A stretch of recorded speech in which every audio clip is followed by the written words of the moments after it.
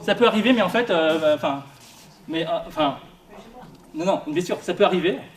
Très bien. De quoi? Je pense à Laurence Darcourt, magistrate qui travaille beaucoup avec nous au sein d'ATD Carmonde, qui est une alliée de longue date, qui a permis qu'il y ait des co-formations à l'École nationale de la magistrature. Donc Laurence qui a appris énormément auprès des plus pauvres et qui effectivement, comme vous dites, elle comprend plein de choses, etc. Elle dit elle-même que quand elle retourne reprendre une fonction de juge des enfants ou en cours d'appel ou quoi que ce soit, elle-même a le sentiment de plus pouvoir, d'être dans un système qui fait alors elle essaye, mais que de toute façon elle est condamnée à être à cet endroit-là, à ce point de vue-là. Et que du coup, le temps qu'il faudrait pour déplier tout ce qu'elle sait, etc., elle l'a pas, parce que les audiences se succèdent, etc. Donc c'est aussi cette... voilà, donc on peut effectivement dire que d'un point de vue humain, on pourrait réouvrir l'ensemble mais encore, faudrait être en capacité d'être à tous les endroits. Moi, je dénie l'idée quand même que, alors, je dis, tout le monde potentiellement, on le dit toujours, tout le monde potentiellement peut vivre la misère. N'empêche qu'avoir des parcours d'inscription dans la misère, c'est-à-dire que l'effacement de plein de solidités qui t'ancrent dans de la socialité, c'est quand même pas donné à tout le monde, quoi. Et y compris même si les travailleurs sociaux, et il y en a beaucoup qui sont dans la galère, et beaucoup d'intervenants et de collègues intervenants dans le social de niveau 5 et qui gagnent des bas salaires, etc., peuvent dire qu'ils connaissent des conditions de précarité, etc. Pour autant, à l'endroit où ils sont, quand ils sont dans leur action professionnelle, malgré tout, c'est ce que dit Sreng, ils ne sont pas au même point de vue, quoi. Voilà. Donc c'est pas, effectivement, c'est plus souple que ça, mais on ne peut pas annuler le fait qu'il y ait des points de vue, on ne voit pas les mêmes réalités à l'endroit où on est, même si on a eu une expérience à un moment donné, n'empêche qu'on n'est pas du même côté du bâton, du même côté de l'aide, du même côté de je sais pas quoi, mais on n'est pas du même côté. Et c'est ça qu'il faut absolument respecter et entendre. Ouais. Et en fait, on le vérifie aussi. En fait. Non, mais bien sûr, ce que vous dites, ça peut arriver. Ça peut arriver, et puis voilà. Enfin, donc là, en fait, c'est un peu plus général. Voilà. Mais nous, on le vérifie en fait dans les co-formations, dans les croisements. On vérifie que les gens, on voit bien en fait que les gens, ils apprennent. Ils disent, bah, ça, j'y avais pas pensé. Je savais pas en fait que vous voyiez les choses comme ça. On le vérifie en fait. Très souvent en fait. Des co-formations, on a une centaine, je crois, en fait, depuis 20 ans, 15 ans, 20 ans, là. Ça fait un paquet en fait.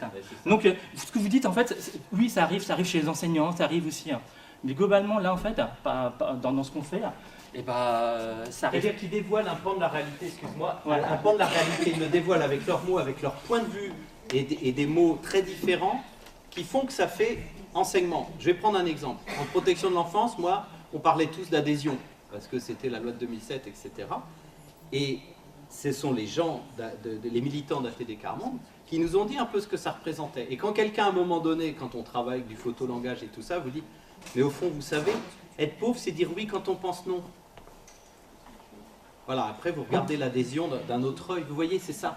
Et ça, un sociologue n'aurait pas pu le dire, un juge n'aurait pas pu le dire, et là, à cet endroit-là, que cette personne-là finisse par nous dire, mais vous savez, être pauvre, c'est dire oui quand on pense non. Vous voyez, c'est ça. Ça, c'est un point de vue situé. Et ça calme, mais pas au sens où il a raison. Mais hop, on se dit, ouais, adhésion, il va falloir qu'on retravaille ça. Donc ça nous remet au boulot, c'est cette idée-là.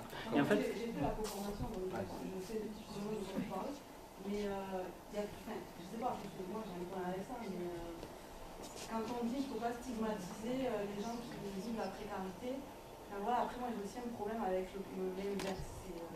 Stigmatiser les professionnels, ça aussi, sur un angle de vue qu'ils ont et qui est strictement professionnel. D'accord, ouais. En fait, je pense que du coup, effectivement, on n'est pas d'accord avec ça en fait. On n'est pas. Voilà. C'est que en fait, c'est le cas en fait. Voilà. C'est qu'en fait, le croisement est construit et moi, ce que je vis aussi, je trouve que ça confirme encore ça en fait. On n'est pas que ça, mais on l'est aussi en fait. Et enfin, moi, je le vois tout le temps. Voilà. Mais comment? Ouais. Ça évolue et que je puisse comprendre. Voilà, tout ça. Il y avait une autre question. Ouais.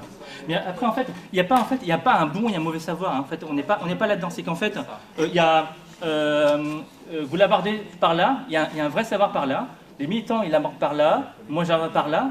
Et le croisement, en fait, c'est reprendre tout ça, quoi. Et puis après, on va voir, en fait, ce qu'on en fait. Mais il n'y a pas un truc où, en fait, on se dit, l'un est mieux que l'autre en fait. Enfin, là, prendre un savoir, c'est pas ça en fait. On met ça à égalité de discussion. Et puis après, on y va quoi. Ça se frotte et tout. Et puis à la fin, en fait, ça se trouve, on sera pas d'accord. Hein. Mais au moins, on a appris quelque chose. L'autre pense comme ça. Voilà. Je suis pas d'accord avec son analyse, mais j'ai appris que l'autre l'analyse comme ça. Voilà. C'est. Enfin, de mon point de vue, je suis ES en formation, en troisième année. Dans le cadre de la formation, on a fait une co-formation avec des personnes en situation de pauvreté. Et je rebondis sur ce qu'elle a dit. Et une autre dimension, c'est que même si en tant que travailleur social en formation, on peut avoir une double casquette, effectivement, avoir vécu de la misère, avoir vécu des situations, etc. On a une histoire personnelle. Mais ce que nous ramènent les gens avec qui on fait cette co-formation, c'est une parole collective. Et donc ça dépasse même le vécu qu'on peut avoir sur notre seconde casquette. C'est quelque chose qu'ils ont partagé, ils ont construit entre eux comme parole. Et donc ils vont de toute façon amener des éléments qui vont dépasser notre compréhension de ce qu'on a pu vivre nous. Donc du coup, même si on est travailleur social et qu'on a des éléments en dehors de notre formation, de notre métier, etc., il nous en manque. En fait, je pense que ça bon, là, il faut... ce qu'elle a dit après. Ouais. Elle n'a pas dit qu'on connaissait tout, elle a dit qu'on n'est pas que la fonction qu'on incarne. On est aussi quelqu'un derrière. Ok, mais tout à fait d'accord, tout à fait d'accord. Non, sur le fait en fait qu'on est multicasquette, hein. Alors là ça, il n'y a aucun souci. On est parents, on est voilà. Et dans nos groupes en fait ici, en fait, avec les enseignants en fait, les enseignants ils sont en fait, leur demande de prendre la casquette enseignant et pas parents. Et du coup, d'aller de ce côté-là, ce que c'est que les contingences aussi, en fait, dans ce métier. Mais effectivement, on est multiples, enfin, on a une multiple casquette. Là, en fait, il y aura de quoi on va continuer, mais d'un vrai, je veux pouvoir poursuivre. Voilà. Là, pour la mise en œuvre, donc je vais essayer d'écouter un petit peu, en fait. Pour la mise en œuvre, en fait, donc le principe, c'est séparer pour mieux rassembler. Et c'est ça qui est très choquant, en fait, séparer. Et enfin, on veut rassembler les gens, on veut que tout le monde discute, etc. Et on commence par séparer les gens. Et ça, en fait, ça c'est très choquant. Mais voilà, c'est une des conditions, en fait. Hein. Création de groupes de pairs, etc. Renforcement, enfin, voilà. Donc on sépare pour mieux rassembler. Et donc si on devait travailler, en fait, sur les problématiques, en fait, d'égalité hommes-femmes, etc., et bien, il y aura un groupe de femmes, un groupe d'hommes. Ensuite, on croise, quoi. On ne dit pas, hop, on mélange tout. Hein. Parce que sinon, en fait, enfin, il y a des groupes, enfin, le groupe de femmes ne pourra pas aller aussi loin qu'elle le voudrait, hein, parce qu'en fait il y a le regard des hommes, et inversement aussi probablement, quoi. Voilà. Donc c'est pour ça qu'on... Oui. J'ai une question, parce que tout à l'heure vous parliez beaucoup de la représentation, enfin d'être digne de confiance, Oui, oui. Voilà, pour permettre la participation. Et est-ce que, je pense que le fait ATD Carmonde est aujourd'hui reconnu légitimement digne de confiance pour les personnes en situation d'isolement et de précarité, et que donc c'est comme ça, parce qu'ils sont dignes de confiance, qu'ils vont générer une participation de ces personnes-là. Et qu'est-ce qui se passe pour les institutions qui ne sont pas repérées comme dignes de confiance par ces personnes? Je pense à la protection de l'enfance, par exemple, pour les personnes qu'on accompagne, et notamment pour les parents en protection de l'enfance, forcément, le contexte d'intervention, on n'est pas repéré comme digne de confiance. Donc comment on développe cette participation? Bah, en fait, non, c'est pas grave, ça vient après, mais c'est pas grave.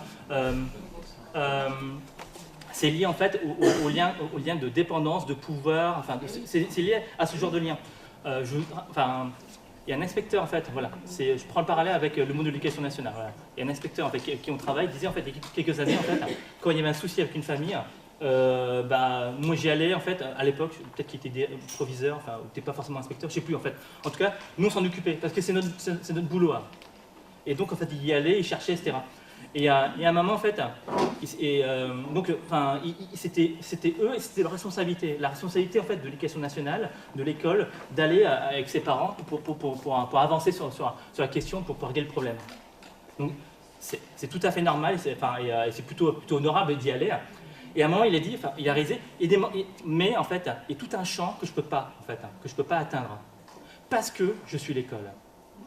Que je veux ou non, je ne peux pas, en fait, parce que c'est pas la personne, c'est des personnes engagées, en fait, c'est pas ça, mais à cause de la position où ils sont, parce que je suis l'institution école, comme tu disais tout à l'heure, il n'a pas cherché, enfin, il n'a pas cherché, il a eu son concours, hein, Mais il vient avec tout ça, quoi. Donc en fait, il ne peut pas, en fait. Et là, il a fait appel à des tiers. À un tiers. Un tiers, voilà. Mais du coup, Et l'appel ça- à un tiers, ça demande des moyens. Ah, alors déjà, en fait, la première chose, en fait, la toute première chose pour appeler un tiers, c'est être convaincu que, en fait, moi, en tant qu'inspecteur ou en tant que directeur d'école, je suis encore dans mon métier quand je demande à un tiers de m'aider. Ça c'est dur en fait. Parce que, bah non, en fait, c'est ma responsabilité. Je ne vais comme pas demander aux autres, je ne vais pas me lâcher. Donc déjà, en fait, ça c'est déjà en fait un chemin. Je suis pleinement responsable, mais je sais que je ne veux pas tout. Et ben, je vais créer une alliance avec des gens. Et c'est pareil en fait, nous en fait, pour faire ça, on n'est pas enseignants. Il y a des choses qu'on ne peut pas faire. On doit créer une alliance avec des enseignants pour y arriver. Pareil en fait, on ne peut pas y aller tout seul. Et donc on va aller chercher. Et là c'est pareil. Donc un tiers. Et un tiers digne de confiance. Et ça en fait, c'est vraiment comme dans le partenariat habituel, etc. Faut se connaître, faut faire des choses ensemble pour savoir, oula, ceux-là, je les sens pas, j'irai plutôt voir là-bas, etc. Il n'y a pas de digne de confiance à l'avance en fait. Il faut faire des choses ensemble, il faut avancer, ok, ceux-là, ils sont dignes de confiance. Et puis là, en fait, on peut demander en fait à des partenaires de nous aider. Et en fait, effectivement, on se dit en fait, on n'a pas le temps. On n'a pas le temps, c'est pas possible en fait. Mais en fait, si la situation perdure, en fait, c'est comme ça marche pas bien non plus en fait. Et donc, combien de temps on met en fait à gérer une situation en fait qu'on peut pas gérer en fait sans partenaire. Combien de temps en fait on peut. Du coup, c'est pas sûr qu'on n'ait pas vraiment le temps, parce que de toute façon, en fait, on est peut-être obligé de le prendre, parce qu'en fait, il faut quand même gérer la situation, nous, en direct.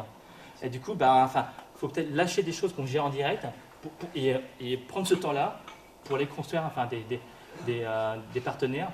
L'avantage des partenaires de confiance, etc., en fait, c'est qu'enfin, ça prend du temps à construire, mais après, en fait, on se repère, on les repère. Et du coup, en fait, ce temps, en fait, on peut le gagner, quoi. Et inversement, ils vont vous repérer, en fait, aussi, comme digne de confiance. Et puis, du coup, vous aussi, en fait, vous allez pouvoir aider. Et on va créer des alliances. Et ça, en fait, ça peut se faire aussi, ça doit se faire en transparence vis-à-vis, en fait, des parents, des habitants, etc. Il ne faut pas qu'ils se disent, oh là là, ils sont en train de fomenter entre eux, là, un truc. Là, du coup, on casse la confiance. Ça demande aux institutions de reconnaître qu'elles ne sont pas porteuses de confiance, qu'elles ne sont pas porteuses d'une représentation de confiance, et que dans toute cette histoire d'adhésion, de collaboration, déjà dès le départ, ça ne peut pas fonctionner si on ne fait pas appel à un tiers. Ça dépend sur quoi, en fait. Enfin, je parle du domaine. Ça dépend sur quoi, en fait. Pour venir à la réunion de rentrée, ça va. Par contre, en fait, tout à l'heure, on en parlait, en fait. Si vous voulez que les parents, si vous voulez, en fait, que des jeunes, tout à l'heure, on parlait de ça, en fait, que des jeunes, en fait, s'expriment totalement, en fait. Vous êtes hébergeur, en fait, vous avez un centre d'hébergement. Si vous voulez, en fait, que les gens qui sont hébergés dans votre centre disent absolument tout ce qu'ils ont envie de dire, et ben ça, en fait, les liens de dépendance font qu'en fait, ils ne pourront pas. Mais il y a plein d'autres choses qu'on fait ensemble dans lesquelles, en fait, les liens de dépendance, c'est pas grave. Il y a plein de choses. Tout n'est pas là-dedans. Tout n'est pas là-dedans, en fait. Donc, on fait des tas de choses, et heureusement, quoi. Et heureusement aussi qu'on connaît une intervention, qu'on peut construire des choses, qu'on fait du milieu ouvert, qu'on va chez les gens, etc. Et que, en fait, c'est pas absurde. Pas du tout absurde, quoi. Voilà. Pardon. Oui. Pour préciser, cette question-là de faire appel à un tiers, elle vous, évidemment, on pourrait se dire, du coup, moi, je fais quoi? Et c'est là qu'il y a une alliance absolument énorme à construire entre ceux qui sont porteurs, qui veulent amener quelque chose comme ça dans leur institution, qui se disent, bon, le groupe de pairs, je ne peux pas l'animer, il faut que je passe par du tiers. Mais du coup, si vous déclenchez ça, vous avez un rôle essentiel, parce que vous êtes à l'intérieur de l'institution, vous en connaissez les rouages, et que les tiers, ils vont vous demander un certain nombre de choses, notamment les conditions pour que ça se passe bien. Et il y a plein de petites conditions très concrètes pour que ça se passe bien. On va demander par exemple une indemnisation des gens pour reconnaître leur... Voilà. Ça, moi je l'expérimente en ce moment à Nantes. On a une chef de projet, c'est de la crème, elle a tout compris. Donc elle se met en quête pour que... Alors c'est pas que nous on est exigeante, mais on dit nous on veut... Voilà, et elle trouve les espaces indépendants, elle nous ouvre les portes qui vont bien, etc. Donc elle a un vrai rôle. Et on est en alliance, on a vraiment construit avec cette femme une alliance. On s'est dit, nous on est alliés à deux endroits du même projet, à des places différentes. Donc il y a un très beau rôle à construire, qui a un rôle stratégique important. C'est pas nous, par exemple, qui allons pouvoir expliquer au chef Enfin, si à des moments, elle nous fait venir, etc. Ou aux équipes quand il y a des résistances. Elle aussi, elle soutient des choses par plein de petits moments. Donc c'est un vrai rôle vachement intéressant, mais essentiel. C'est-à-dire que c'est pas parce que tu confies à un tiers que le tiers fait tout, puis après c'est vraiment une interaction permanente, quoi. Hein, ça me paraît important d'avoir ça en tête. Ouais. Juste à titre d'illustration, une partie des gens que vous avez vus ce matin sur le projet Théâtre Débat, une partie de ce groupe, c'est des porte-voix, donc c'est un collectif de personnes en situation de pauvreté. Au début, c'est Noélie et moi qui l'avons initié, qui avons mobilisé ces gens-là et qui avons commencé à animer ce groupe. On s'est rendu compte, notamment à travailler avec ATD, qu'on n'était pas les bonnes personnes, parce qu'on était dans des institutions, et du coup on a cherché une association qui pouvait soutenir ce groupe. Il y a le Secours Populaire qui s'est positionné, du coup nous on a accompagné les personnes qui animent le groupe pour qu'elles puissent se former, pour qu'elles puissent s'approprier la démarche de croisement, etc.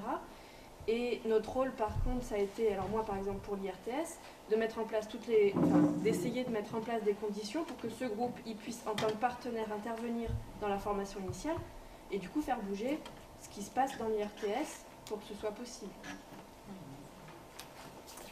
Je vais continuer. Donc ici, en fait, là, pour la mise en œuvre, vous avez goûté un tout petit peu. Hein. Normalement, en fait, c'est très cadré par les animateurs. Travail individuel. Et donc, généralement, s'il n'y a pas d'animateur, en fait, bah, on se cause tout de suite. Il faut contrôler ça pour que chacun puisse ait le temps de penser, en fait. Hein. Et parfois, c'est vertigineux. Donc il faut laisser du temps, ça peut être 5-10 minutes. Non mais j'ai rien à dire, ok. On voit ça dans 10 minutes. Ou alors en fait on aide en posant une question. Donc l'animateur en fait on est. Les animateurs ici, enfin je n'ai pas dit en fait les animateurs, on ne donne pas notre avis ici. Enfin nous on est très strict sur ça en fait, on ne donne pas notre avis. C'est trop facile en fait de balader en fait, c'est trop facile. C'est très facile aussi en fait à travers des questions de pousser dans la direction de l'autre. Très facile. Donc là il y a une éthique de l'animateur. Nous, pour construire ça, en fait, ce qu'on a fait, c'est qu'on a écrit en fait un repère pour les animateurs sur une seule page, pour que ce soit pas trop loin, et on l'a donné aux participants. On a dit, ben voilà, moi, je dois faire ça en tant qu'animateur, mais vous faites attention que moi, je le fasse. Et si je le fais pas, paf, vous êtes en droit de me reprendre. Que je ne donne pas mon avis, c'est écrit en fait. Donc on a donné ça en fait. Et ça c'est important parce que moi ça m'est déjà arrivé de donner mon avis en fait à un moment en fait. C'est sorti quoi. Et on m'a dit oups, dis donc, oups pardon. Voilà, ok, cool, c'est bon. Et c'est très bien en fait. Qu'il y ait du contrôle enfin, comme ça en fait entre nous. Donc travail en groupe de pairs, c'est ce qu'on a montré là. Enfin voilà. Et puis croisement entre les groupes de pairs quoi. Et donc c'est bien. Enfin on construit en fait une parole collective. Pour pas donc il y a la réflexion, il y a la réflexion. Dans tout ça en fait, la construction du savoir, ça commence ici tout seul, avec mes pairs, et puis avec les autres. On travaille à chaque étage en fait. En réalité en fait, dans la mise en œuvre, il y a encore autre chose. C'est qu'il y a une préparation. Une préparation.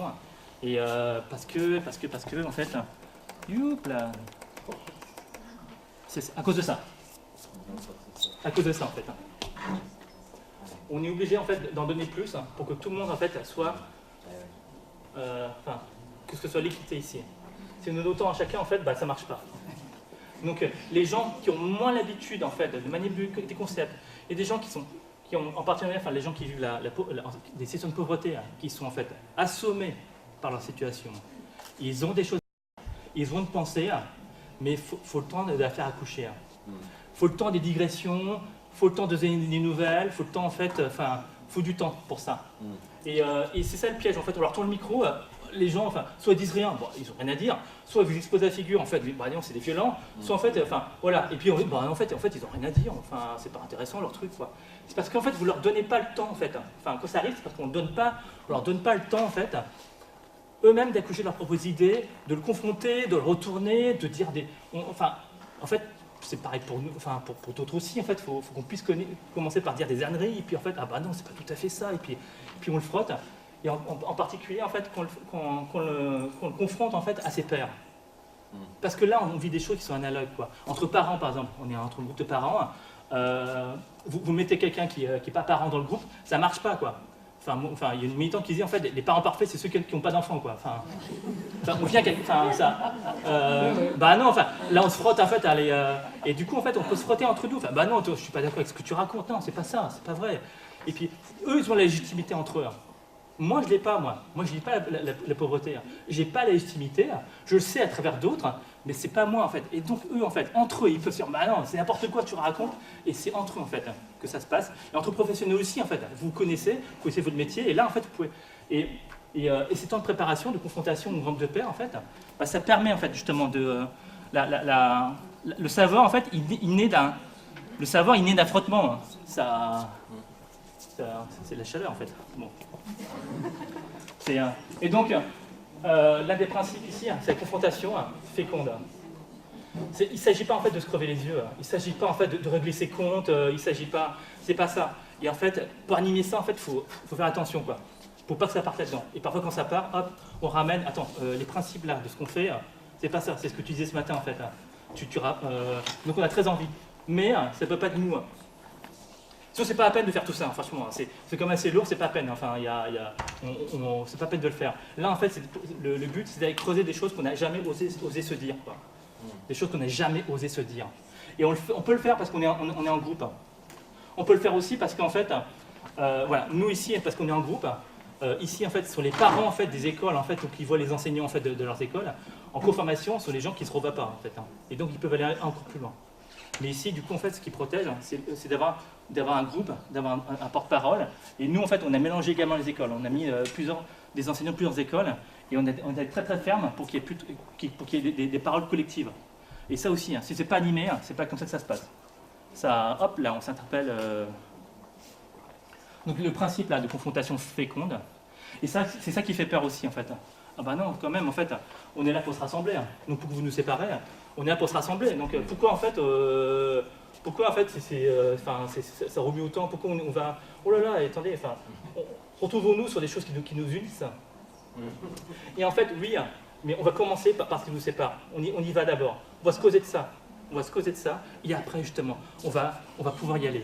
Mais il faut passer par là. Si on n'ose jamais se le dire. Oups. Là, ça c'est la partie organisation. C'est un peu lourd, vu comme ça. Et voilà.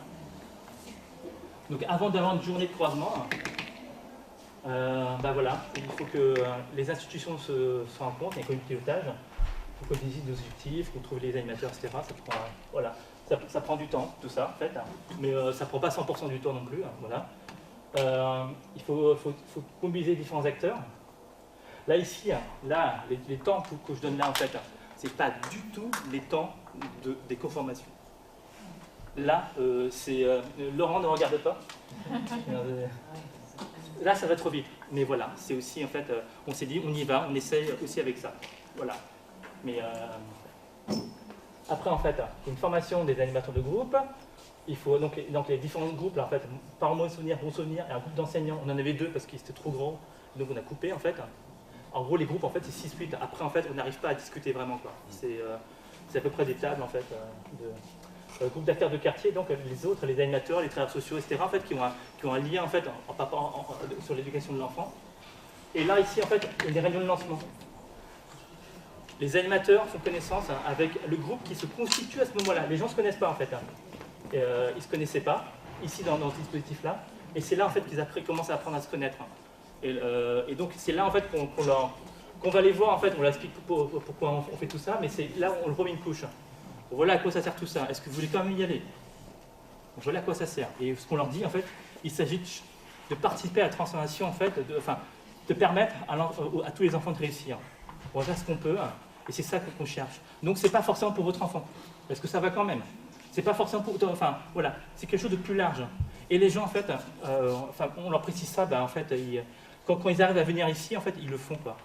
Ils le font. En fait, vous avez, on vous l'envoie, tout ça. Donc là, en fait, on est donc dans la partie organisation. Ça a été découpé en 3 jours. Pourquoi 3 jours? Parce que c'est ce qu'on nous a donné. Donc, enfin, on a pris. Voilà. Non, mais là, on est vraiment dans des démarches de projet, quoi. On attrape, on est opportuniste. Et quand on sent, en fait, qu'on n'a pas les moyens de faire quelque chose de qualité, d'assez bonne qualité, en fait, du suffisamment de qualité, mais on ne le fait pas. Mais voilà, c'est pareil, en fait. On ne cherche pas, mais on n'attend pas que ce soit parfait. Sinon, on ne se lance jamais, quoi. Et donc, il y avait une journée, en fait, sur qu'est-ce que réussir à l'école, donc voilà, quelque chose de très très large. Hop, ici, qu'est-ce qui n'est pas la réussite de tous les enfants à l'école. Là, sur une séance, en fait, on travaille sur un diagnostic. C'est quand même vachement rapide tout ça. Hein. Enfin, il n'y a pas moyen d'être exhaustif, hein. Mais voilà. Et après, en fait, en route vers l'action, hein, on travaille sur les conditions pour travailler ensemble. École, famille, quartier, avec des parents en fait de différents milieux. Hein. Enfin, voilà.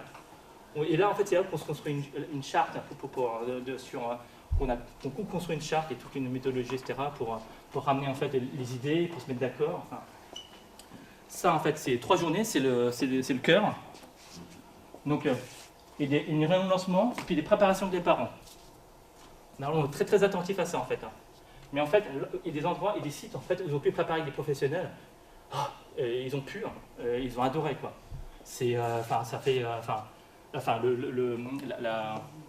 c'est quand même de meilleure qualité. Mais nous, parce qu'on, nous, on est partenaires ATD, le centre social, en fait, nous, on fait partenaire associé en fait aux parents qui peuvent avoir plus de mal en fait à s'exprimer et qui ont tout à fait des choses à dire. Et là, la partie en jaune. Une préparation avec des animateurs de groupe de pairs. On se retrouve, on se forme ensemble, et à la fin, on débrief et on évalue ensemble. Ça, en fait, c'est ce dont je parlais tout à l'heure. En fait. Vous avez 2 publics quand vous êtes organisateur. Vous avez en fait les participants et vous avez les animateurs et les organisateurs. Et ça, c'est ultra important en fait. Pour qu'en fait, on fasse corps en fait. Il faut qu'on fasse corps en fait en faisant quelque chose ensemble. Et là, il faut qu'on se forme, il faut se former ensemble. Et puis après, on réfléchit sur l'action. D'ailleurs, en fait, à l'intérieur, ici, il y a également un débriefing. À chaque fois, il y a un débriefing en fait, des participants sur ce qu'ils viennent faire. Eux-mêmes, en fait, réfléchissent sur ce qu'ils viennent faire. Mais nous, en fait, on réfléchit sur ce qu'on fait. Et en termes de projet, en fait, il y a ça, en fait. C'est, alors, je ne suis pas sûr que ça coche toutes les cases. C'est, en tout cas, ça, c'est une organisation apprenante. C'est pas tellement un dispositif, c'est plutôt un être vivant, parce qu'en fait, on fait, on apprend. On rectifie, en fait, on améliore ce qu'on fait, on rectifie. Ça fait qu'en fait, on fera toujours mieux, on va faire de mieux en mieux, en fait. Et on va corriger, parce qu'on ne peut pas penser à tout, impossible de penser à tout, et puis il arrive ce qu'il arrive, les gens sont différents d'un groupe à l'autre, il se passe telle chose, on anime d'une certaine manière, ça dépend des gens, etc. Et donc, en fait, on est obligé d'apprendre à partir de la réalité. Et ça, en fait, c'est du feedback, et ça, c'est ultra important, ça. Généralement, en fait, avec plein de professionnels, en fait, ils agissent et en fait, ils réfléchissent pas sur l'action. Et en fait, ça dégage. Nous, on met un temps, il faut toujours qu'on se batte pour caser ça, quoi. Et techniquement, en fait, comme c'est une journée, on l'a fait terminer plus tôt et on met ça juste après, à la fin, avec du chocolat et des choses comme ça. Et ça, en fait, cette boucle-là, en fait, ça permet justement, en fait, que ce soit une expérimentation, ça permet à ce que ce soit une action, en fait, qui se questionne sans arrêt, et une manière de le faire ici.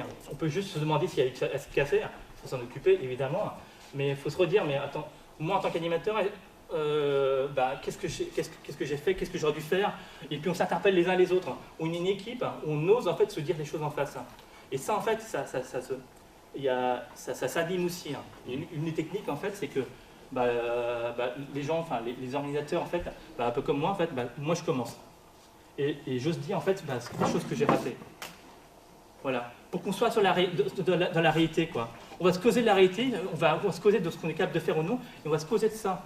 Pour améliorer, en fait, nos pratiques, puis pour améliorer à partir du réel. Voilà. Et ça, c'est, en termes d'organisation, en fait, c'est l'une des choses les plus importantes, ça. Et puis on a le droit de se faire du bien aussi. Ici, généralement, il y a la bière en fait en dernier. Si c'est une organisation apprenante, ça veut dire qu'il faut qu'on réinstaure c'est tout con, mais le droit à l'erreur. Négocier ça avec les directions, etc. De dire, on va chercher, mais du coup, on va errer un peu, on va se planter à des moments. C'est pas grave, on n'est pas mort. Bon, ouais, on a peut-être fait un truc de travers. On en parle, et voilà. Donc, le droit à l'erreur, c'est vachement important. Dans le projet que je fais avec l'UDAF, par exemple, on a inscrit ça pour qu'ils négocient avec leur boss un peu du budget.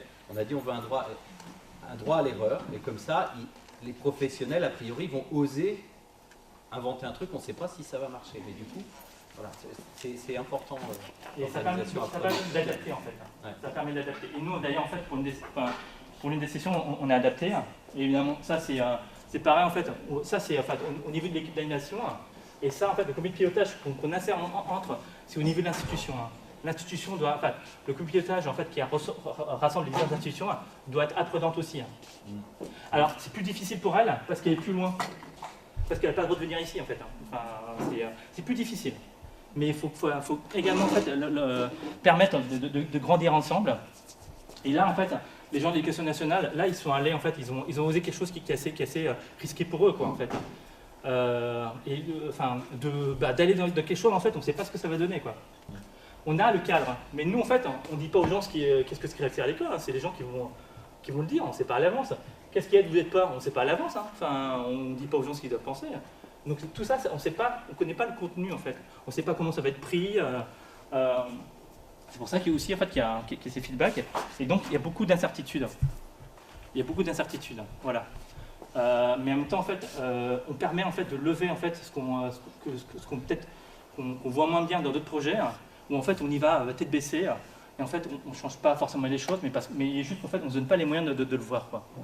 Là en fait on travaille à le voir. Voilà, et, en gros en fait c'était en 2016 le premier projet, et puis ensuite on a fait un test en fait de diffusion, d'essaimage ici. Ça, c'est l'autre partie du projet. On l'a fait sur un site et puis ensuite, il faut le transmettre. Et donc, on a dû tester ici, savoir, mais ok, on ne va pas pouvoir être partout, on ne va pas pouvoir animer partout, quoi. Du coup, comment est-ce qu'on fait? Et bien, en fait, on l'a testé en fait, sur un site. Former les gens, les accompagner. Et puis après, on est passé en fait, à plus grande échelle. Donc, 4 autres secteurs, 4 autres sites. Et là, cette année, en fait, on a 5 autres. Qui s'y colle. Et vous voyez, en fait, c'est ultra chronophage tout ça. Mais il y a, enfin, je vous donne des chiffres tout à l'heure, il y a énormément de monde qui y vont. C'est ultra chronophage, hein, mais en fait, quand on sent en fait que ça c'est important, et ben en fait, ils y vont. Alors là, en fait, c'est ce que vous avez vu tout à l'heure. Il y a juste que en fait, pour le diffuser, en fait, on met de la formation des formations départementales qu'on insère entre différents temps. Voilà. Vous avez les journées sur site et puis en fait, on insère les formations.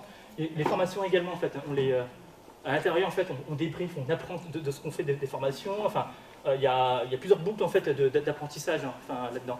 Une à chaque étage, en fait. Et du coup, la formation 2, en fait, elle se base sur ce qui a été fait, elle se base sur ce qu'on a fait en fait en formation 1. La formation 1, c'est celle qui est la plus difficile, parce qu'on y va en fait sans savoir.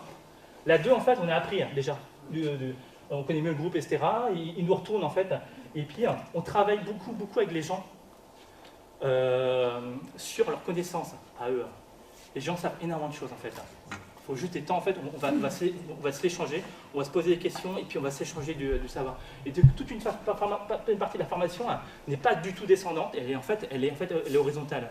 Et on crée des temps comme ça en fait. Il y a énormément de savoir. Là, par exemple, sur la mobilisation des parents, etc., on a recueilli une quantité énorme en fait, d'astuces, de méthodes, etc. Enfin, il y en a plein. Voilà. Donc là, et puis on a, ici en fait, il y a une évaluation ici départementale, quoi. Donc c'est pas peine de tout lire, mais en gros là en ce moment en fait, il y a une cinquantaine de parents en fait, sur différents sites, il y a 70 enseignants, 26 acteurs de quartier, donc au total à peu près 150 personnes en fait. Plus suivre 2 fois, en fait on doit être à je sais pas, 200 et quelques personnes en fait, qui ont participé en fait, à ce projet-là. Et plus les animateurs. Voilà, c'est à part, mais eux aussi en fait, ils en profitent. Moi j'apprends plein de choses, toujours en fait. J'en profite. Je suis pas. Les animateurs en fait, eux aussi en fait, ils apprennent des choses, ils se forment aussi. Voilà. Et parfois c'est très dur en fait de ne pas donner son avis. Non, c'est tout le temps très dur de ne pas donner son avis. Voilà. Donc en fait, il y a 200 personnes de ce côté-là, puisqu'il faut mettre fibre. Et là, en fait, il y a aussi en fait, près de 60 personnes qu'il faut compter en fait, dans les gens qui ont été en fait, impliqués, donc qui ont profité enfin, de ça. Bon, quelques résultats, juste quelques, voilà. Et des parents qui ont pu dire en fait que, en fait, grâce aux échanges, nous avons davantage envie de participer à la vie de la classe. Et ça, en fait, parce que, du coup, en fait, il y a eu des échanges, on s'est entendu, ça c'était l'année dernière. Là, en fait, parmi les choses qu'ils voulaient faire, en fait, je suis prêt à aller vers les parents en difficulté. Voilà, ça, il faut voir ce que ça veut dire. Donc les parents vers d'autres parents, en fait. Ça, c'est des choses qu'ils sont prêts à faire. Voilà. Mais nous aurions parfois besoin de personnes pour nous accompagner, pour rencontrer l'enseignant. Ça, en fait, ça c'est assez nouveau en fait, dans l'enseignement. Dans le travail social, Laurent, tu m'as expliqué qu'il y avait une loi qui dit au fait qu'une personne a le droit d'être accompagnée par quelqu'un d'autre. Il y a la loi. Là, en fait, il y a des besoins partout de ce type-là. En fait. Je veux y aller avec quelqu'un parce que je trouve ça en fait un peu trop lourd. Et ça, en fait, du côté de l'enseignant, c'est un peu bizarre. Vous êtes qui, vous? En fait, vous n'êtes pas parents, mais qu'est-ce que vous faites là, quoi? Et là, en fait, eux, ils l'ont dit ça. Ça, c'est apparu. Dans le secteur social, pour la protection de l'enfance, c'est une loi du 6 juin 84. Dans l'ensemble du secteur social, c'est évidemment l'article 4 de la Charte des droits et libertés de la personne accueillie, la loi du 2 janvier 2002. Et c'est l'article de la loi du 6 juin 84 a été copié-collé dans la loi du 14 mars 2016, tellement c'est un droit qui n'est pas appliqué. Et pour l'ensemble des relations entre les citoyens et les administrations, je crois que c'est une circulaire de décembre 2000. Voilà. Mais là, je le garantis pas, les trois autres, je garantis. Vous parlez du droit à être accompagné? Droit à être accompagné de la personne de son choix, représentant ou non une association, évidemment. Ah, d'accord. Droit qui est dénié dans la majorité des services sociaux. Tous les gens que je rencontre, on fout à la porte les gens avec qui ils viennent. C'est un vrai problème. Donc, parmi ce que disent les enseignants, et ces trois trucs comme ça, il y en a plein en fait. Donc, il y en a qui disent en fait, on a créé des projets communs avec le périscolaire. On est prêt à inviter les directeurs de quartier en fait à nos réunions de rentrée. Ça, c'est une nouveauté en fait. Faire rentrer en fait. Et l'un des apprentissages en fait avec ça, c'est qu'en fait, lorsqu'on regarde les attentes, qu'on regarde les premiers échanges en fait, les directeurs de quartier, les travailleurs sociaux, les animateurs périsco, etc., ils ne sont pas du tout intégrés comme un éducateur de l'enfant. Les parents en fait discutent avec les enseignants, l'enseignant discute l'enseignant discute avec le parent. Et en fait, il ne voit pas en fait qu'il y a d'autres, d'autres éducateurs et qu'on peut s'appuyer sur eux en fait. Et généralement, au bout des 3 séances, en fait, du coup, en fait, on voit mieux en fait qu'il y en a d'autres. Et qu'il y a en fait, il y a la force aussi. Il y a l'alliance. Du coup, en fait, il y a la force et des possibilités différentes. Et avec le centre social, en fait, ils peuvent réunir des gens, ils peuvent, voilà, il y a plein de choses qui peuvent se faire grâce aux autres. Et ils demandent que ça. Ils demandent que ça, quoi. Enfin, pas tous, mais donc les agents de quartier. Donc ils veulent inviter les enseignants également, en fait, pareil, eux, en fait, plutôt que les parents, enfin que les adultes.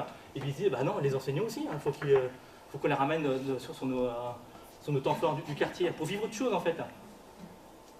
Quand je vais chercher les enfants à l'école, pour venir à l'aide aux devoirs du centre social, je me sens davantage responsable et légitime pour dialoguer avec les enseignants. Ouais. Ça, en fait, du coup, en fait, les acteurs de quartier, ils ont plus pris cette place-là. Moi, je suis aussi éducateur de l'enfant, de toute façon que je veux ou non, je suis là. Je suis aussi un adulte. Et en fait, il faut que je puisse discuter plus avec les enseignants, pas que je récupère les enfants seulement et puis je m'en vais, quoi. Donc, hop, c'est un peu trop long. Ça, c'est un peu long aussi. Ça, c'est pour donc le deuxième public, les animateurs, parce que ça a changé, etc. Bon, vous le direz. Enfin, c'est pas. Les difficultés. En fait, il y aura de quoi faire toute la présentation sur les difficultés. Donc, mais il n'y a pas que ça. Donc, ça ne fonctionne pas avec tout le monde. Donc, voilà, c'est comme ça, c'est pas magique. Si ça fonctionne avec tout le monde, ce serait un peu flippant parce qu'en fait, on pourrait soupçonner de la manipulation. Franchement, ce serait un peu bizarre. Mais même si en fait, on fait attention à préparer en fait, à choisir en fait qui vient en fait. Normalement, les gens qui viennent en fait sont les gens qui sont prêts, qui se disent en fait, il faut changer quelque chose. Je ne sais pas comment, mais et qui sont prêts à bouger. Et ça empêche, même comme ça, en fait, ça peut être violent, de toute façon. Avec les parents, le nombre est trop restreint. Là, je vais donner un chiffre sur les différents sites, mais en fait, une seule classe, c'est 20 gamins, c'est 40 parents à peu près, sur une école. Et là, en fait, ce qu'on a, c'est minuscule, quoi. C'est minuscule, voilà. Mais on ne s'est pas empêché de le faire. On l'a fait quand même. Mais on a beaucoup de travail, en fait, de ce côté-là. Il faut continuer à aller vers le point qu'on entend le moins. Ça, c'est compliqué parce que la tendance naturelle, c'est de s'appuyer sur le plus dynamique. Parce que c'est quand même plus simple. Voilà. Parce qu'on n'a pas le temps, etc. Donc hop là, on est entraîné. Et du coup, en fait, faut se garder ça comme éthique. C'est ultra important. C'est dans le projet, il faut l'écrire en gros sur sa charte, sur les objectifs, etc.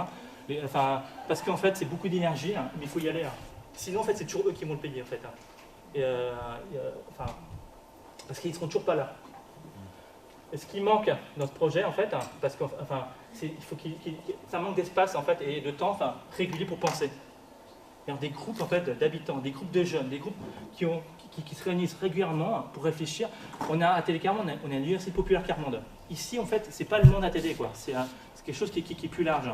Et donc, pour pas en fait que les gens ils viennent juste quand ils sont sollicités. Ils ont besoin également en fait de pouvoir maintenir en fait construire leur réflexion. C'est un peu ce qui se passe avec les porte-voix.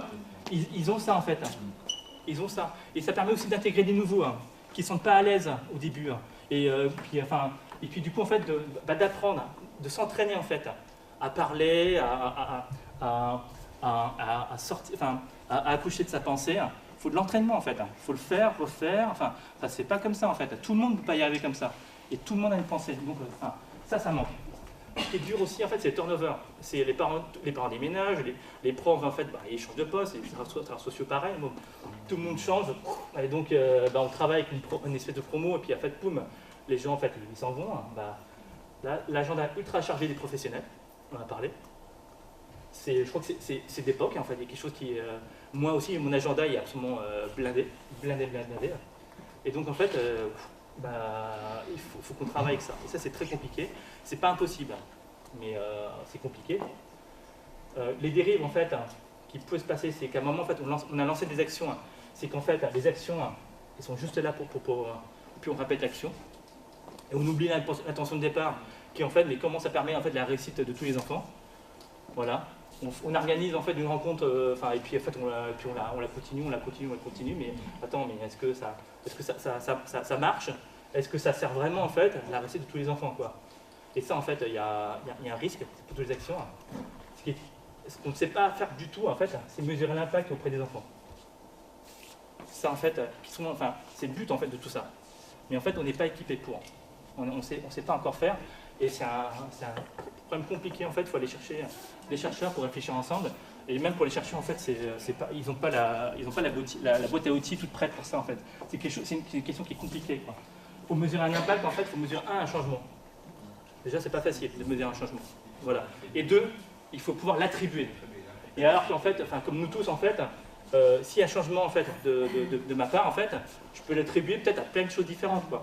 Et puis ensuite, il y a est-ce que j'ai conscience d'où ça vient aussi.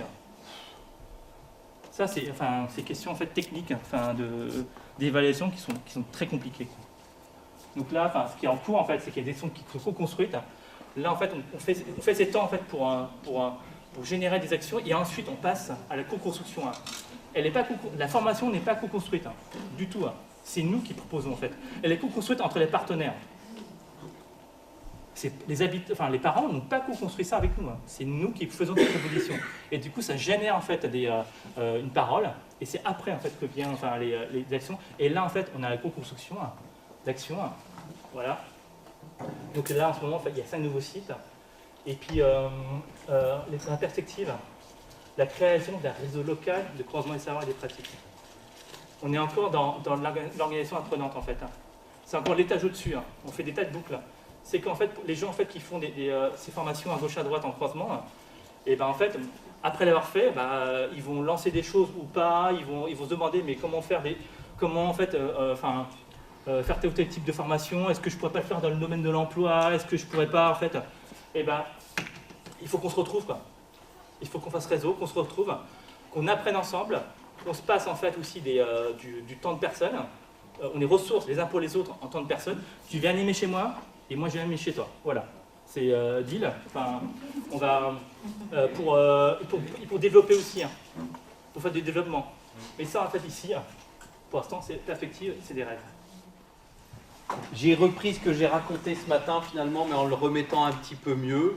Donc il y a des gens qui ont fait des photos. C'est pas que ce soit une œuvre d'art, mais voilà, c'est juste pour ça évite de tout recopier. Aujourd'hui, vous pouvez faire une photo, ça vous permet de reginginter derrière. Où j'ai réexpliqué un petit peu, voilà. Le passage du subjectif à l'intime, l'échange, le partage, l'intersubjectif, Et 3, le social et le politique. Comment les choses sont reliées, sont distinguées sans être disjointes.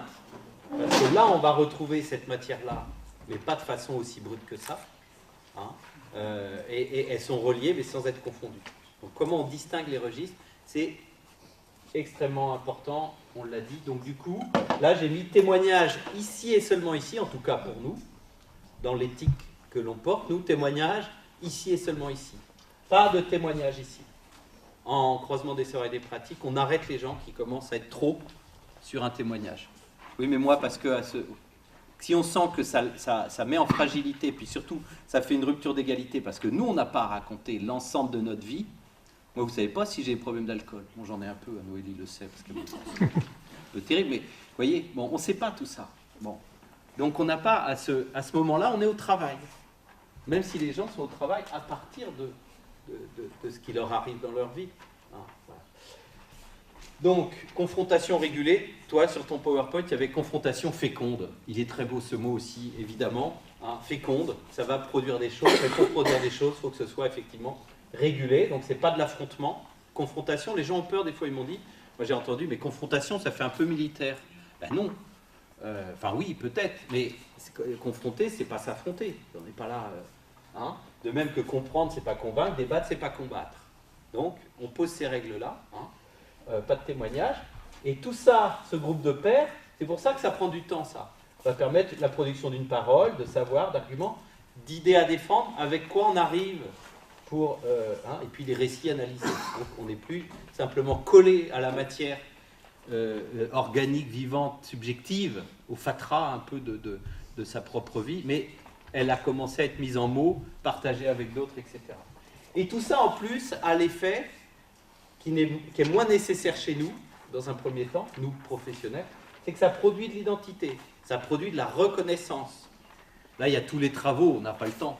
Parcours de la reconnaissance, qui est un des derniers bouquins de Paul Ricoeur, magnifique, sur l'équivoque du mot reconnaissance. Je te reconnais, je reconnais aussi les choses, enfin voilà, comment la question de la reconnaissance, qui est un pan énorme aujourd'hui, chez Axel Honneth pareil, mais chez Catherine Selnay en France, de la recherche sur le travail social, hein, les théories de la reconnaissance. Ça produit de la fierté aussi. Donc c'est ce que ATD Carmonde appelle ça, par exemple, le passage de la honte à la fierté. Hein, comment mon parcours peut être aussi celui d'une fierté, d'avoir réussi quand même à être là aujourd'hui, debout, avec l'ensemble des galères qui me composent. Pensez au film de Ken Loach, Moi Daniel Blake. C'est magnifique sur voilà, cette jeune femme, pardon. Juste, je ne sais pas si vous êtes tous au courant, mais il passe le 24 octobre au Castillier. Oui. Voilà, super. C'est ATD qui l'organise. C'est bien organisé ces trucs. Mais la lettre que lit cette jeune femme qui est entrée ou plutôt William, enfin ils sont entrés en solidarité l'un avec l'autre là dans leur endroit où ils vivaient. C'est la lettre d'une fierté. Cet homme qui affirme une fierté, la fierté des gens modestes, mais une belle fierté. Je suis un homme debout, quoi. Hein. Donc la question de la fierté. Et tout ça, ça consolide. Et pour jouer sur les mots, j'ai mis, c'est plus important de consolider que de consoler. Parce que consolider, ça veut dire être solide et être solidaire.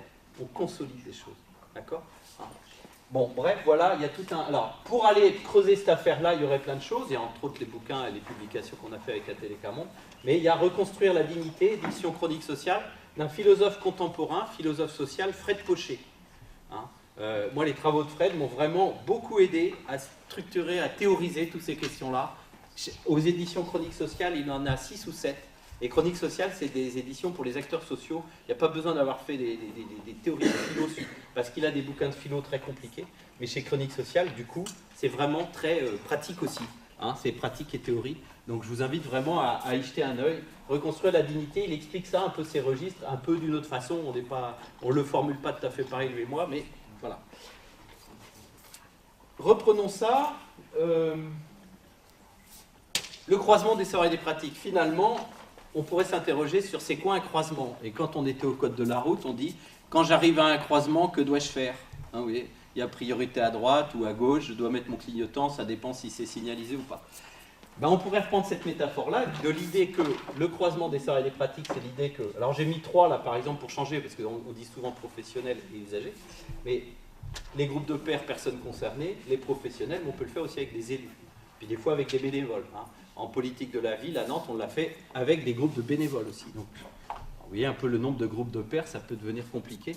Et bientôt, là, on va le faire avec 4, justement, parce qu'il y aura les directions générales, les bénévoles, les professionnels et les pairs. On va essayer de faire ça à Nantes, mais on est 3 pour l'animer. Mais voilà, on va essayer de voir comment on peut faire. L'idée, c'est que chacun consolide à des savoirs, à des ancrages, à des pratiques, à des référentiels, à une éthique aussi. Hein. Il ne s'agit pas de dire, et la personne ce matin a bien fait de m'interpeller sur le fait que c'était un peu brut le décoffrage. Et voilà, évidemment que les professionnels ont aussi une éthique et voilà, ils sont traversés par des choses. Donc ils amènent tout ça, les élus amènent ça, et puis les pairs amènent ça. Et du coup, arrivé à ce croisement-là, qu'est-ce qui se passe? Et l'invitation que je vous faisais ce matin, qui était de dire passons d'une expertise sur autrui à une expertise psychosociale sur les conditions du pouvoir d'autrui, c'est tout à fait ce que tu as décrit à plein de moments de ton exposé, Sreng. C'est du coup, la métaphore, si on la poursuit, c'est de dire il faut qu'on devienne, si on anime ce genre de pratique, des agents de circulation. C'est nous qui sommes au croisement. Et du coup, là, on a autorité. Voilà, en parlant du croisement, je me suis revu, moi, dans l'éco-formation, je suis tout le temps comme ça. Attends là, hop, il y a une idée qui arrive là, on l'écoute, on prend le temps, hein, c'est toute la question de, on reformule comme vous avez fait à votre débat. On prend le temps de reformuler ce qu'a dit l'autre avant d'eux, etc. Donc il y a plein de techniques du coup artificielles, mais comme dans la communication non violente. Hein. La communication non violente permet de se dire, je reformule d'abord ce que tu m'as dit, même si ça me heurte, etc. Je dis ce que ça m'a fait, je dis quel est mon besoin. Enfin, vous voyez, ça structure les choses pour que ce soit pas le dawa, quoi. Parce que sinon, au croisement, c'est au plus fort la poche, évidemment, c'est celui qui a la grosse berline qui va emboutir ceux qui ont des vieilles bagnoles. D'accord ? Donc, c'est important d'avoir des agents de circulation qui ont des cadres, des règles, etc. Et donc, du coup, j'ai retrouvé dans les questions de ce matin, il y avait beaucoup de questions sur comment vivez-vous tous ces frottements, ces fritements, etc. Avec quoi ? Alors, la personne disait, est-ce que vous faites des cercles restauratifs, des médiations ou autres ? Et bien, c'est un peu tout ce que tu as expliqué. Hein. C'est tous ces moments où on fait des débriefings. C'est-à-dire qu'on fait des allers-retours. Si s'est passé des choses là qui nous ont un peu heurtés, il y a les pare-chocs qui se sont un peu heurtés. Le soir, on se retrouve en groupe de pairs pour se dire « Waouh, quand l'élu m'a dit ça, je l'aurais volontiers claqué la tête. » quoi. Mais ça ne peut se dire que là. Parce que si ça se disait là, nous on dirait « Ben non. » Vous voyez ? Mais on a le droit de le dire à des moments. Et des fois, les professionnels, ils disent attendez, les mecs d'ATD, là, ils manipulent un peu les gens, vous voyez, ils leur font dire ce qu'ils veulent. Donc on reprend tout ça. Donc les gens peuvent après dire des choses un peu, il faut que ça sorte. Alors. Donc il y a vraiment des médiations qui sont faites. Donc c'est ça que j'appelais des artifices. Quoi, hein. Donc des médiations. Alors c'est aussi, des fois, on fait tortue. Si au croisement, il y a un truc un peu massif qui arrive, une représentation un peu forte qui dit mais pourquoi quand finalement les parents font pas ça ou ils se lèvent pas à l'heure pour emmener leur gamin à l'école, enfin un espèce de truc massif, il va y avoir peut-être 3-4 parents qui vont avoir envie de répondre et du coup en étant ancrés énormément sur leur pratique à eux ou leur indignation, etc. Là nous, animateurs, on est capable de dire stop, tortue, pour pas se lancer dans un truc uniquement frontal entre deux personnes. On dit, on se remet tortue, hein, c'est simplement, on reprend nos chaises, on refait un petit cercle et on se dit, qu'est-ce qu'on a ? Donc, les gens se remettent en groupe de pairs et se disent, ça dure des fois que 3 minutes la tortue. Vous voyez ? Alors, on va vous dire, mais c'est pas spontané. Non, c'est pas spontané. Non, c'est parce que laisser le naturel aller et c'est le pugilat en 2 minutes ou la neutralisation, parce que au bout de 2-3 jours, les gens sont assez sympathiques, on a pris des cafés ensemble, et on n'ose plus être justement dans la confrontation féconde. Donc comment maintenir le degré d'ébullition ? Les psychosociologues appellent ça le degré d'intégration conflictuelle. Hein, une possibilité de conflictualité, mais qui intègre quand même la possibilité de se parler, hein, mais sans être trop dans le froid, c'est super. Bon, hein, et sans être non plus trop dans le chaud, et où on se pète la tête. Quoi. Donc c'est ce niveau d'ébullition que l'on cherche au niveau du groupe. Donc c'est quand même assez subtil. C'est pour ça que c'est vraiment une expertise sur les conditions de la rencontre. Donc il y a plein de petites méthodes là-dessus. Voilà. Bon, juste. Et c'est ça qui fait qu'il y a bien autonomie, hein, des points de vue, des savoirs, etc. Et là, ça fait faire le lien. Tu as beaucoup insisté sur le terme de point de vue. Hein, il y a eu tout un débat sur les points de vue. Du coup, je me suis caché derrière le tableau tout à l'heure pendant que tu parlais, parce qu'en plus, Elsa elle a dit qu'il fallait qu'on fasse de l'épistémologie. Alors, je me suis dit, si je veux être payé, il faut que j'en fasse un peu. Donc, on pourrait réfléchir évidemment sur le fait que toutes ces approches-là, elles sont sourcées épistémologiquement. L'épistémologie, c'est la réflexion sur les conditions de production du savoir scientifique et de sa validité, en gros. Voilà, hein, c'est la science de la science, si on voulait le dire de façon imagée. C'est un peu plus compliqué, mais peu importe. Point de vue, c'est un terme dans un certain nombre de théories, notamment la théorie des points de vue, que l'on trouve, alors qu'on appelle la standpoint theory, ou la standpoint theory, hein, pour faire en franglais, des philosophes américaines qui sont les théoriciennes du Caire. Hein. Alors, moi je pense, alors les plus connus, c'est Johan Tronto, Judith Butler, toutes les gender studies, etc. Vous voyez, ces philosophes assez féministes, militantes, etc. Mais sur la standpoint theory, on est plutôt chez Sandra Harding et Donna Haraway. Tapez leur nom sur Internet, on trouve plein de PDF et d'articles qu'elles ont écrits sur les savoirs situés. Elles disent, on a traduit ça en France, les savoirs situés, la standpoint theory. Standpoint, stand, je me tiens là, j'ai un point de vue de là où je me tiens, qui n'est pas le même de celui qui est au fond de la salle, qui n'est encore pas le même. C'est la théorie des points de vue, et elles disent que du coup, les points de vue des gens qui sont les moins entendus sont aujourd'hui les plus à même de révéler des réalités par rapport aux points de vue les plus partagés, qui sont ceux classiques des sociologues, etc., qui ne sont pas des points de vue nuls et non avenus, nos savoirs. Mais sauf qu'on les a tellement entendus, écoutés, qu'on pourrait aller se sourcer, voilà, à entendre ça. C'est quoi le parcours d'un mineur isolé aujourd'hui, qui a traversé 10 pays, et qui a peut-être dû louvoyer avec des adultes des fois pour être protégé quand même s'il était un peu agressé, etc. Moi, je ne le sais pas, vous voyez. Donc, il y a des savoirs, là, qui sont ceux qui ont vécu quelque chose, vous voyez. Donc, c'est ça, là. Donc, c'est pour dire que cette affaire-là, c'est pas qu'une affaire de joyeux militants, ça révolutionne aussi des points de vue épistémologiques de chercheurs. Et j'ai donné quelques références. Alors là, c'est chez les théoriciennes américaines, mais en France, on a Bader Lejmi, à l'École des hautes études en sciences sociales, qui parle, lui, de construire la dignité des savoirs indigènes. Alors, Michel Foucault, dans les années 70, avec son séminaire sur les savoirs assujettis, comme étant les seuls capables d'alimenter la critique sociale. Il y a des citations là, de Foucault là-dessus et de ce séminaire. Plus, de façon contemporaine, et dans le travail social, c'est le collectif des chercheurs ignorants. Philippe Liet et les autres, qui, par exemple, ont publié en 2013 sur les recherches actions collaboratives, une révolution de la connaissance. Les chercheurs ignorants, c'est quand même vachement intéressant. Ils se mettent dans cette posture-là. Et puis, bon, ça pourrait être dans les années 90 en France, les arbres de connaissances de Michel Serres, ou la psycho du travail de Pascal Molinier en France, cette chercheuse, qui elle travaille plus sur les savoirs des agents disqualifiés. Donc ça va être les agents hospitaliers à l'hôpital, les dames qui font le ménage à tel endroit, les maîtresses de maison dans une MEX, vous voyez.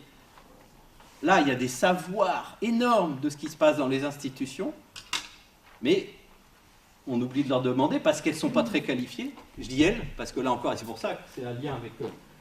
c'est pas pour rien que c'est des philosophes féministes et plutôt des femmes, c'est que ça a énormément à voir avec la question du genre. Je n'ai pas le temps de développer, mais et donc la question du pouvoir, le savoir étant un pouvoir. Ça va très vite, là c'est un peu à la serpe. Mais on m'a demandé de vous donner des pistes pour travailler, donc je vous en donne. Voilà. Je ne vais être pas plus long là-dessus parce que je voudrais que vous puissiez réagir. Voilà, puis on va peut-être terminer sur ce petit machin-là, et puis après on peut en causer. Donc l'expertise sur autrui à l'expertise sur les conditions du pouvoir d'autrui, je passe, j'ai déjà... Hein. Changement de perspective à conduire, hein, j'en ai nommé quelques-uns, vous les retrouvez, j'ai collecté un certain nombre de diapositives, comme ça j'ai pas fait un PowerPoint aujourd'hui, mais du coup je suis allé chercher, là pendant que tu parlais, Sreng, un certain nombre de trucs, donc je vous en ai mis une trentaine de diapositives qui vous permettront d'aller plus loin, si vous le souhaitez, ou de retrouver des choses que j'ai dites. Autre changement de perspective, c'est que ce type de travail nous fait passer d'illusoire distance, et voire de la bonne distance à l'implication assumée, qui se travaille, hein, c'est pas être collé aux gens, hein, l'implication assumée, ça parle de distanciation et d'implication, mais l'implication est première. Ça, c'est Lévinas, l'implication, elle est première. Si vous commencez par la distance, vous êtes mort. Voilà. Et vous tuez les gens parce que ça les glace. L'implication est première parce qu'on est tombé dans les yeux de l'autre. Voilà. Et après, on se distancie. Mais la bonne distance n'existe pas.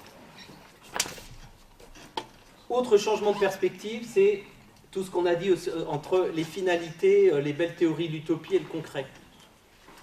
On est beaucoup dans des approches essentialistes, je l'ai dit ce matin, qui sont liées à des philosophies alors qui viennent plutôt de la pensée, chez nous, d'une pensée qui est plutôt platonicienne. En gros, on a des courants en France de philosophie par rapport aux philosophies anglo-saxonnes qui sont des philosophies très platoniciennes, donc qui parlent des choses en les considérant d'abord comme des idées, le monde des idées, chez Platon, voilà.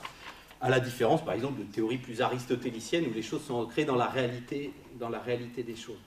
Si on faisait l'histoire des idées, c'est que les théories platoniciennes, elles étaient très compatibles avec la pensée chrétienne. Voilà.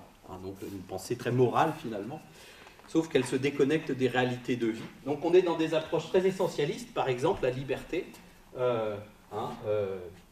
ou l'égalité. J'ai mis en bas, l'égalité ne se décrète pas, elle se construit. Donc l'hypothèse qu'on fait nous, c'est que l'égalité ne se décrète pas, elle se construit. C'est pour ça qu'on sépare, et Sreng l'a dit, tu vois, je cite les grands auteurs, Sreng, commencer par ce qui nous sépare, tu as dit. Commencer par ce qui nous sépare, c'est dans une approche constructiviste. On va construire de l'égalité, on va construire du lien. Bien sûr qu'on va se retrouver en humanité, en citoyenneté. Mais pour ça, on ne va pas la décréter comme ça en disant « Ah super, on est tous citoyens, tous humains, on s'y met et c'est bon », parce que c'est toujours les mêmes pouvoirs.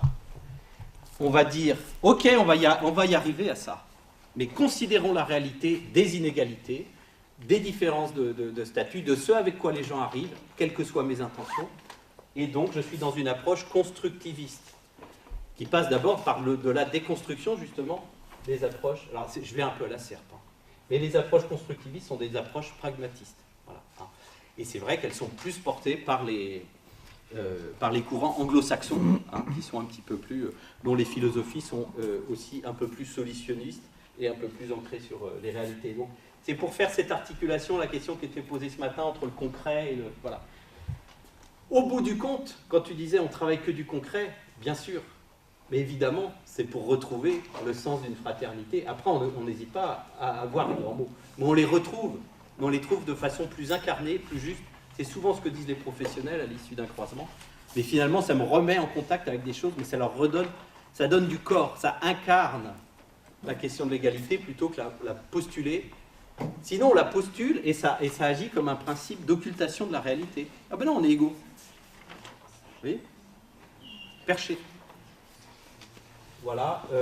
Le collectif comme pratique centrale, vous l'aurez compris, ça, on a un gros boulot à faire, y compris dans j'ai pas le temps là non plus, mais dans les solutions, enfin, dans le travail sur des situations individuelles d'enfants, de familles. Comment on peut s'appuyer sur du collectif? Il y a un pan entier à réinventer. Le collectif, ce n'est pas simplement la cerise sur le gâteau qu'on fait quand on a fait de la pratique individuelle.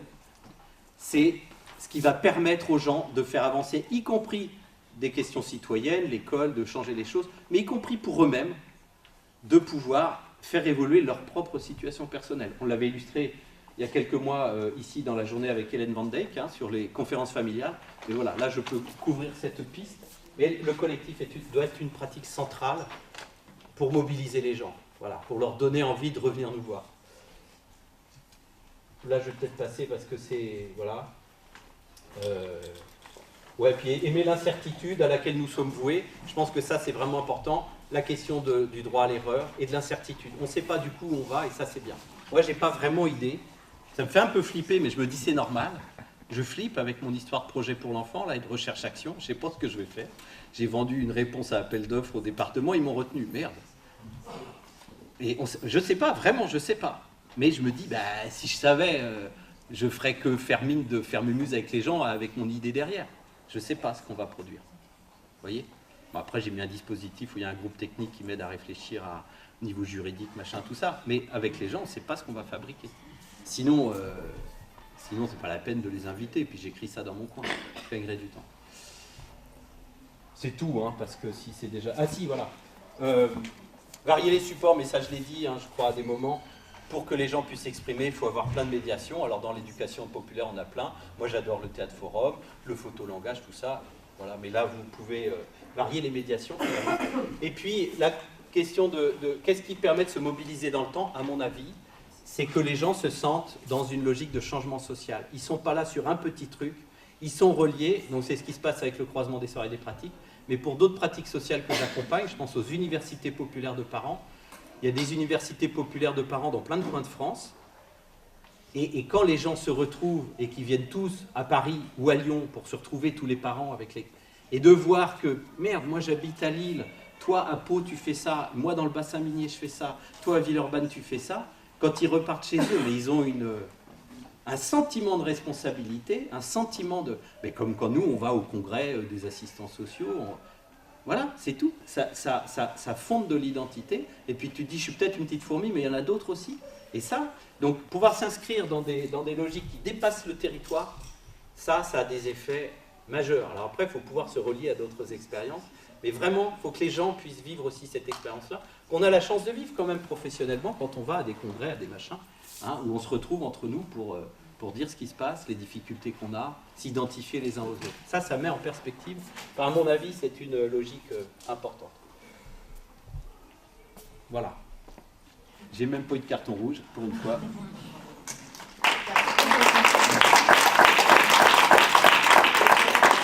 Donc, voilà ce que... Pour les questions, Ah ben moi, si moi 10 minutes, je les prends, mais je sais quand même, tu vois, c'est plus... Je trouve que voilà, si ça éveille des questions, des envies vers moi, vers Sreng, enfin vers nous, entre nous, hein, c'est pas que...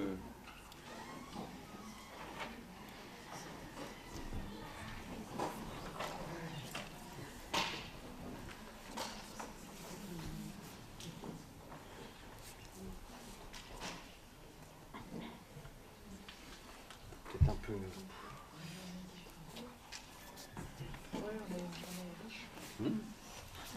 Mais...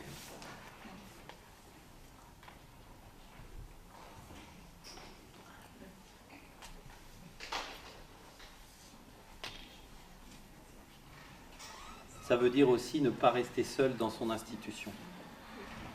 Être capable de créer des liens, créer des réseaux, créer des... Voilà. À Nantes, on avait eu, il y a quelques années, ça a été animé, maintenant bon, parce que les gens sont partis, mais à un moment donné, il y a eu la charte du 3e pilier, entre des fonctionnaires territoriaux. Ils disaient, le pilier de la démocratie, c'est les élus et les usagers, et nous, on est le 3e pilier, ils se sont appelés la charte du 3e pilier. Ils se réunissaient le soir pour se dire, quelle démarche participative on arrive à mettre en œuvre. C'était dans les années 2000.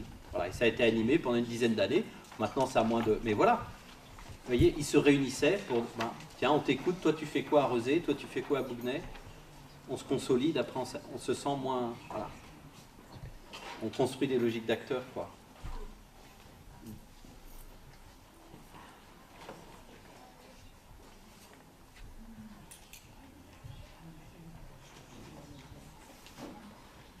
Ouais. Bon, après, c'est vrai que dans ce que tu dis, ne pas rester seul, c'est vraiment nous ce qui nous semble important. Et on est plusieurs localement justement à participer au réseau national Croisement des Savoirs. Et si on est tout seul, on ne peut rien faire. c'est ce qui a motivé la création du réseau et c'est vraiment ce qui a été motivant pour le réseau départemental sur les démarches participatives. C'était vraiment l'idée de se dire, des fois on a besoin d'autres personnes extérieures pour pouvoir animer quelque chose chez nous, et nous on peut aussi le faire pour d'autres à d'autres endroits. Et du coup c'était aussi l'idée de se dire, si on veut pouvoir lancer des dynamiques qui aient du sens, on a besoin d'être plusieurs, de pouvoir avoir des regards extérieurs aussi, de pouvoir des fois se former ensemble. Et voilà, c'est aussi pour ça qu'il y a ces espaces-là qui sont là et qui vivent aussi par les gens qui viennent y participer.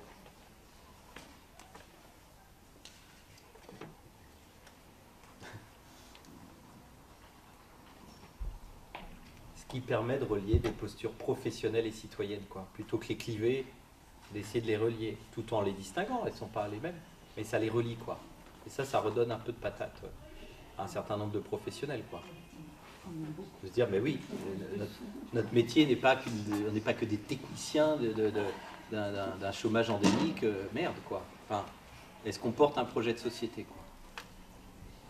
Oui, parce que des fois, moi, on va dire, à mes institutions dans lesquelles je travaillais, on m'envoyait que j'étais subversive. Justement, quand il s'agissait de donner la parole aux plus exclus, quoi. Ah oui. Et participer à des journées comme celle-ci, ça reste une bon, mais je ne suis pas complètement taré. Je vous offre la citation d'Anatole France. Vous la direz à vos chefs. Oui, mais bon, c'est pas faute d'essayer de leur expliquer. Ah oui, mais en même temps, alors après on peut assumer cette position. Il faut essayer par contre d'être pas mis sur la touche. Si vous êtes uniquement dans si c'est un truc purement narcissique pour dire moi je m'oppose en permanence à des chefs, vous vous faites binguer et c'est bien fait pour vous.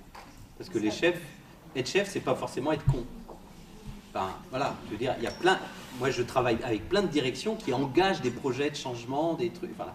Donc, si c'est pas une espèce de position comme ça, donc quand même, excusez-moi, je vais peut-être être un peu poussif sur les travailleurs sociaux, mais donc parfois, on a une espèce de réflexe à l'intérieur de la profession d'être plutôt contre d'abord ce qui viendrait de l'institution, alors qu'à mon avis, ce serait tout à notre contre et pour en même temps. D'être dans cette articulation. Voilà. À cette condition-là, je trouve qu'on peut assumer cette position de changement, etc. Mais pour autant, voilà, s'appuyer sur la loi, sur... voilà. Et puis après, ben oui, de toute façon, les porteurs de changement social, ça c'est l'histoire de toutes les démocraties, de tout le changement social depuis que le monde est monde, n'ont jamais été majoritaires. Le fait majoritaire, c'est ça la contradiction magnifique de la démocratie, qui repose sur l'élection avec l'idée de la majorité. L'ensemble des changements sociaux n'ont été gagnés que par des minorités actives. Aucun changement social n'est arrivé par la majorité. Aucun. Peine de mort, la fierté homosexuelle, toutes les affirmations.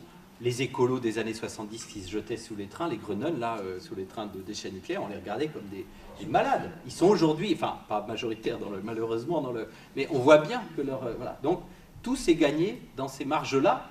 Le combat des femmes, dans les années 70, enfin on pourrait le reprendre à plein d'autres moments, hein, les suffragettes, etc.